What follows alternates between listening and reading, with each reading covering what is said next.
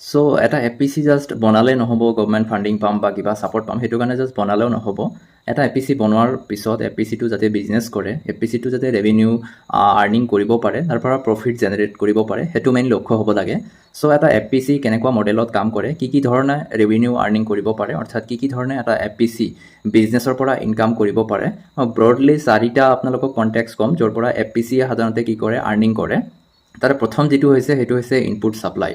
ধৰি লওক আপোনালোকৰ গাঁৱত এটা ইনপুট শ্বপ আছে, অৰ্থাৎ সাৰৰ বা সাৰে হওক বা বীজেই হওক বা নানান ধৰণৰ মাছৰ খাদ্যই হওক, তেনেকুৱা দোকান আছে। আৰু সেই দোকানৰ ওপৰত ভিত্তি কৰি গোটেই গাঁৱৰ মানুহখিনিয়ে তাৰ পৰা কিনি লয় বস্তুবোৰ, সেই ইনপুটছবোৰ কিনি লয় আৰু খেতিৰ কাৰণে ইউজ কৰে। নিশ্চয় দোকানীজনে কিবা লাভ কৰি আছে তাৰ পৰা। চ' ছেইম কামটো যদি সেই এপিচিটোৰ 1000 মেম্বাৰ আছে, এপিচিয়ে সেই ফাৰ্মাৰ্ছখিনিৰ কি ৰিকুৱাৰমেণ্ট আছে, কি সাৰ, কি পেষ্টিচাইড, কি ফাৰ্টিলাইজাৰ, কি ফিডৰ ৰিকুৱাৰমেণ্ট আছে, গোটেইখিনি যদি ডিমাণ্ডখিনি যদি ছাৰ্ভে কৰি ল'ব পাৰে আৰু সেই ডিমাণ্ড কেতিয়া লাগে সিহঁতক সেইমতে যদি ছাপ্লাই দিব পাৰে, চ' গোটেইখিনি প্ৰফিটখিনি এপিচিয়ে তাৰ পৰা আৰ্নিং কৰিব পাৰিব। সেইটো এটা উপায়। ছেকেণ্ড যিটো উপায় হৈছে, নিশ্চয় ফাৰ্মাৰ্ছখিনিয়ে খেতি কৰিব, খেতি তাৰ পৰা কিবা প্ৰডাকশ্যন হ'ব আৰু সেইবোৰ ফাৰ্মাৰসকলে এজন নিজে বজাৰে বিক্ৰী কৰাতকৈ এপিচিয়ে যদি গোটেইখিনি বস্তু কিনি লয়, সেই 1000 মানুহৰ 1000 খেতিয়কৰ বস্তুখিনি কিনি লৈ একেলগে ডাঙৰ যদি বায়াৰ্ছ কোনোবা বাহিৰত বা তেনেকুৱা ধৰণৰ জেগাত যদি চেল কৰে, তেতিয়াহ'লে এপিচি এটা ভাল ৰেভিনিউ পাব।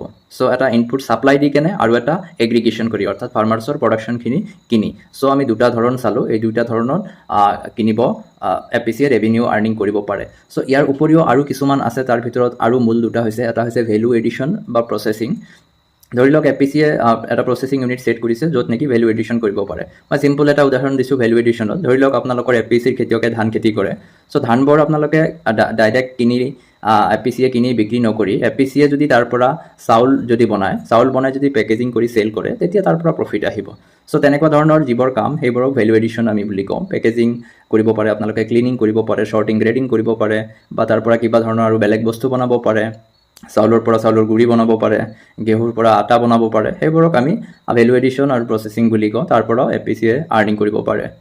আৰু এটা আৰ্নিঙৰ চ'ৰ্চ আছে এপিচিৰ, যিটো সাধাৰণতে সেইটো হৈছে ছাৰ্ভিচ বেছ বা কমিশ্যন বেছ ক্ষেত্ৰৰ পৰাও মানে এপিচিয়ে আৰ্নিং কৰিব পাৰে। ধৰা হ'ল এপিচিৰ CHC আছে, কাষ্টম হায়াৰিং চেণ্টাৰ, অৰ্থাৎ তাত ট্ৰেক্টৰ আছে, থ্ৰেচাৰ আছে, বিভিন্ন ধৰণৰ মেচিনাৰী আছে বা কম্বাইন হাৰ্ভেষ্টাৰ আছে। চ' সেইবোৰ আছে। ইয়াৰ উপৰিও গাড়ী আছে। চ' সেইবোৰ এপিচি মেম্বাৰ্ছবোৰক ভাড়া দি বা বেলেগ ফাৰ্মাৰ্ছক ভাড়া দি কেনে তাৰ পৰা আৰ্নিং কৰিব পাৰে। চ' এনেকৈ এপিচি এটা আৰ্নিং কৰিব লাগিব, তেতিয়াহে এপিচি ৰেভিনিউ জেনেৰেট হ'ব। ইনিচিয়েল যি ইয়াৰ্ছ থাকিব, তাতে হয়তো ৰেভিনিউ বহুত কম আহিব বা প্ৰফিট কম আহিব, কিন্তু এপিচিয়ে কৰিব